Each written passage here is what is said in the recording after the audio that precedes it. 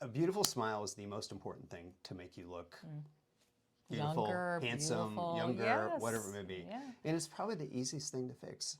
It's so predictable too. I talked to some friends that are plastic surgeons. They're dealing with soft tissues and they do the surgery and one side may heal differently than the other. It's not their fault. Generally, it's just the body's different. I'm dealing with these little solid pieces that they are what they are. Yeah. In our preview of our temporary provisionalization of like veneers when we do it, that's exactly how it's going to look.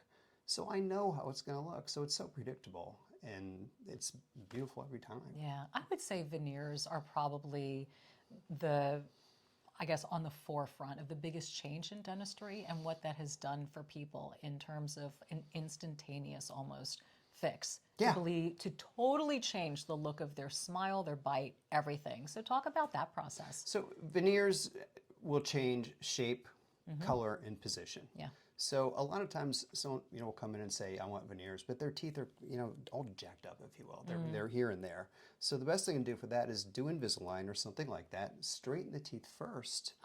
And then maybe you're going to whiten them. And then when you're done with that, like, oh, I don't need veneers. They look great. Yeah, that's true. I mean, people might not have even considered those two steps first. Right. I mean, that's always where we start. Because And nothing's by far better more than your own teeth. economical, right? Nothing's better than your own teeth. Yeah.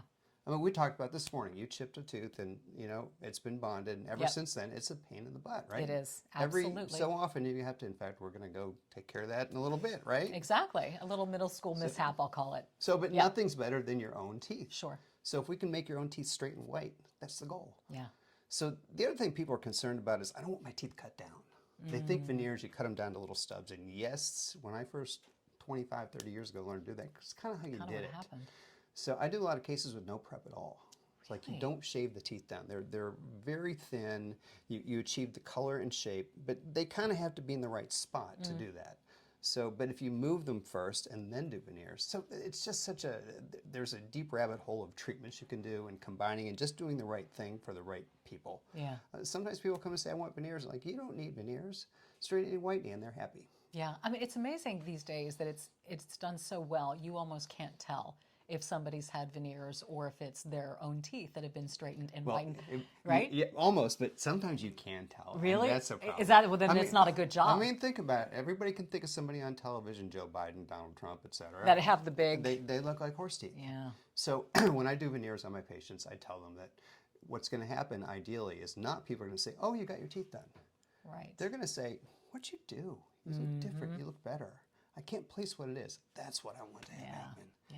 Oh, you had your teeth done. That's just not the answer I want to hear.